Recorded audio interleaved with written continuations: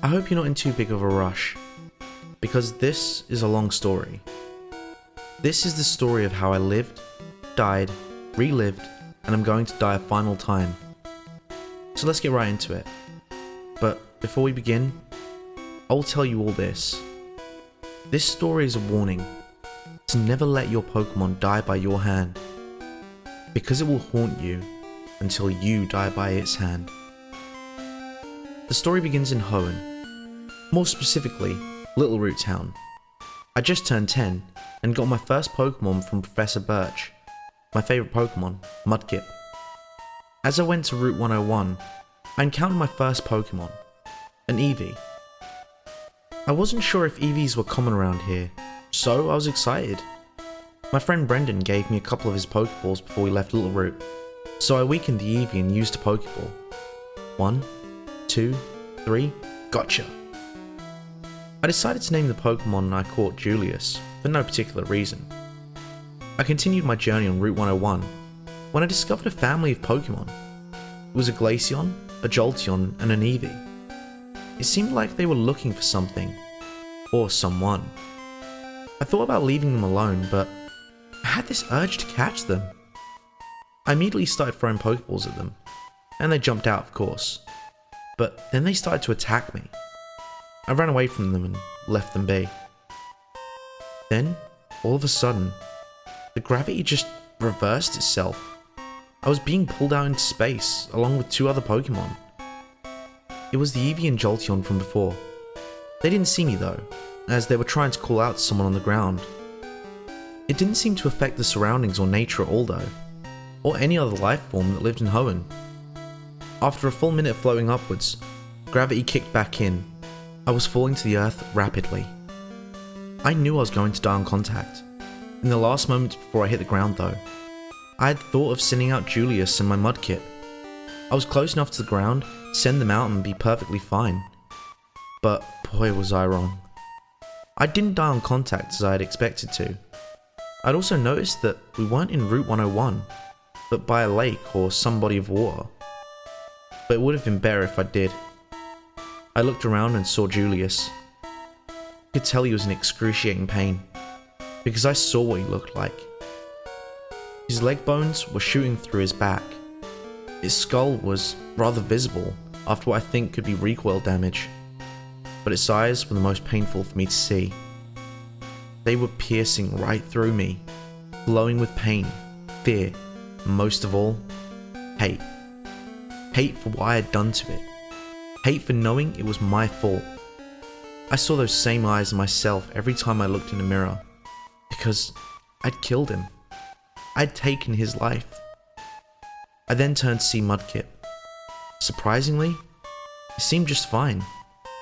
I told him to go get help, and then he ran off. I haven't seen him again. I even turned back over to Julius to try and say sorry and goodbye. I was trying to hug him, give him one last bit of love and maybe even solace. Tell him that I was sorry for accidentally murdering him. But every time I tried to hug him, or even pet him, he would bite my hand. Every time I told him that he didn't deserve this and I'm sorry, he would just turn away, despite the pain that it caused him. We both died before the ambulance arrived. Where am I? I asked myself. Who am I? I don't know. I've forgotten everything. I see a Glaceon in the distance and think, maybe this Pokemon could help me. I got up.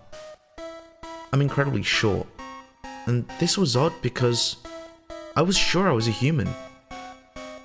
How can a 10-year-old be 3 foot tall? I approached Pokemon. Michael? Will? Julius? Where are you? She asks. Excuse me, I say. But who are you looking for? My family, yells the Glaceon.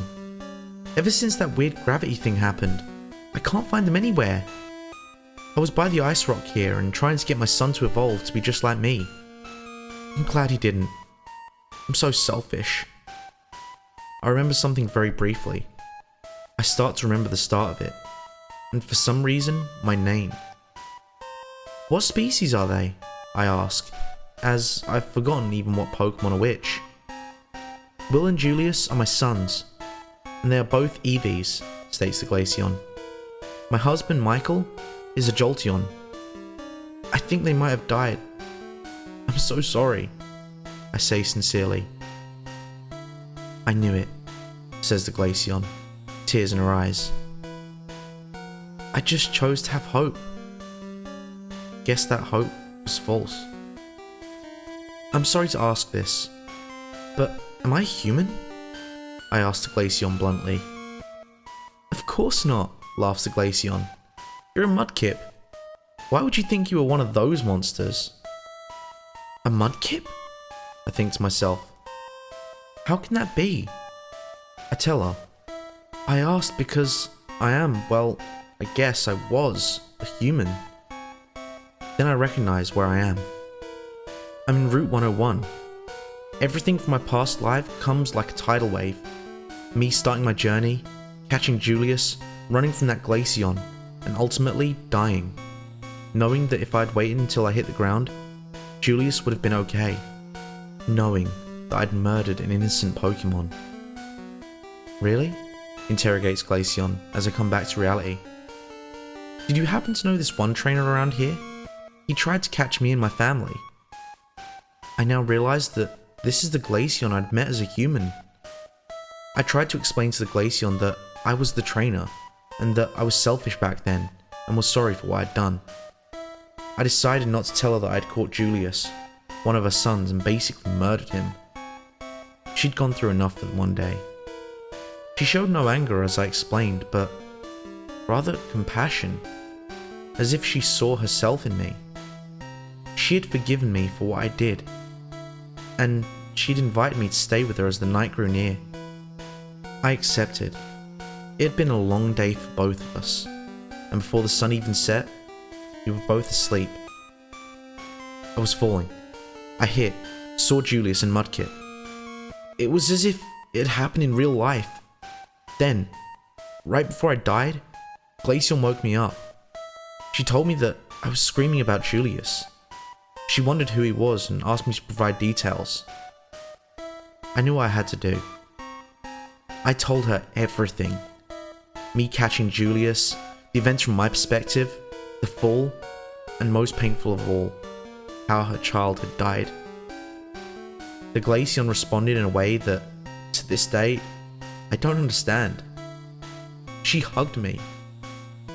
I returned the embrace as you should, but it's okay. It wasn't your fault, cries the Glaceon. You had no idea. I then told her. It was my fault, and that's why I've decided to go out on my own. All I do is create pain and suffering to those close to me. I can't bear to see anyone else get hurt. I left the den before she could protest. Even as she chased after me, she didn't have enough endurance to keep up with me, and I escaped. Ever since then, I've tried talking to my deceased Pokemon, trying to tell it that I never wanted this. I never wanted to be his killer, but every time I do, I have the same response in my head. You will never be forgiven. You made me like this. So I will slowly take you the same way. I can only assume that this is Julius. I've even tried to reunite with my short-lived friend by means of someone else killing me, or me killing myself, but every time I do, I'm revived into this form. Mudkip used to be my favourite Pokemon. Now, it's anything but. I can only imagine what Julius has planned to kill me. But I know it will be soon. Because today, my message had an added line. Just like me, you will be short-lived. But no matter how soon that is, it will have come too late. I just hope that by him killing me, we'll both be able to rest. Who knows? Maybe once he kills me, I'll have a second chance of saving him. So, this is my story. If you're somehow reading or listening to me, I'm glad that you now know. You know my story, and know the warning that comes with it. But I fear this is the end, right here. Why, you may ask? Because I see a ghostly figure on Espion, the form that I would want Julius to have taken once he evolved. And I'm not where I was before. I'm back at the lake where we died. So as my life comes to a close, my message to you is don't make my mistake, unless you want to die a gruesome death, twice.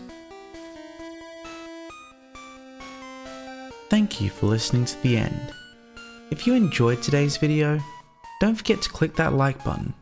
And if you haven't already, make sure to subscribe and tap the bell icon to make sure you never miss a story.